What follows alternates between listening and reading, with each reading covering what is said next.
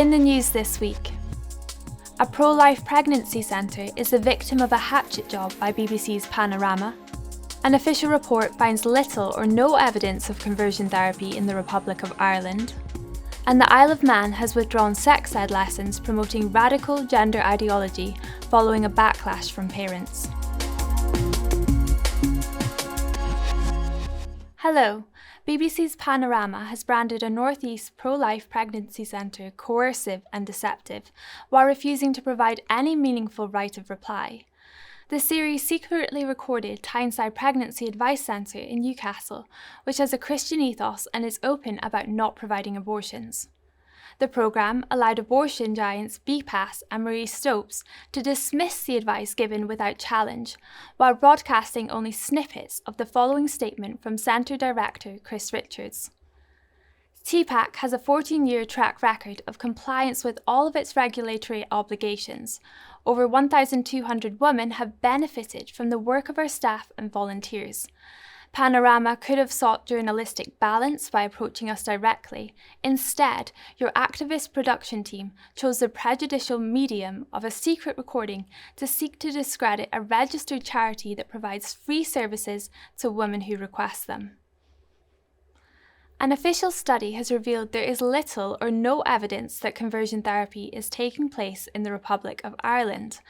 The academics behind the report, commissioned by the Irish government, said they were unsuccessful in finding any research literature that was published in Ireland on the issue. Fewer than 1 in 12 respondents to their survey claimed to have been subject to some form of conversion practice in the last 30 years. The Irish government said the results would inform legislation, but the Institute's Kieran Kelly said the one conclusion that could be drawn was that lawmakers should abandon any thoughts of a broad ban. This is a government-commissioned report put together by a reputable institution, and it's found little or no evidence of conversion therapy taking place in the Republic of Ireland. There was nothing in the literature that it looked at, and the survey that it used found almost no evidence of it either, even though that was being put together by pro-LGBT groups, including the Ban Conversion Therapy campaign. Now, of course, if there are people being subjected to abusive or coercive practices, and the laws are allowing that, if there's loopholes in the law, then of course those loopholes should be closed. But the concern here is that the Irish government will be hoodwinked by these groups and go down the kind of route that you see in the Australian state of Victoria, where church leaders and parents are threatened by fines and jail time for praying with people or for steering their kids away from puberty blockers and cross-sex hormones. This report says there's no need for that, because this report says there's little or no evidence of conversion therapy taking place. A school chaplain who was reported to the government's anti-terror unit for encouraging pupils to debate trans ideology plans to appeal an employment tribunal ruling. Reverend Dr. Bernard Randall took Nottingham's Trent College to court after he was sacked and later reinstated with a warning over a sermon from 2019. He was made redundant the following year. But the tribunal claimed he was a safeguarding risk, and school officials were justified in referring him to the Prevent programme.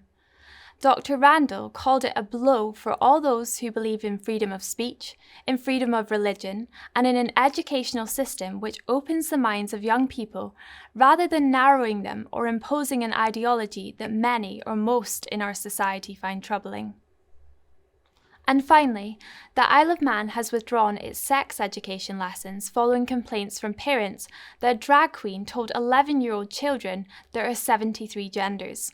When a child at Queen Elizabeth II High School in Peel told the performer there's only 2 genders, he reportedly said, "You've upset me," and told the child to leave the class.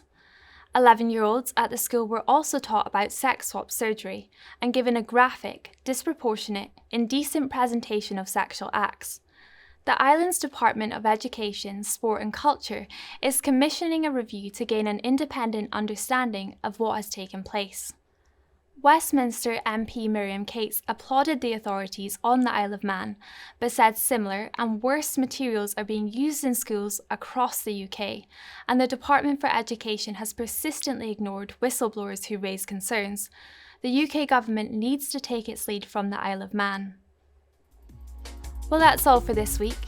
For regular updates and information on all of our stories, plus much more, visit our website at christian.org.uk. Until next time, goodbye.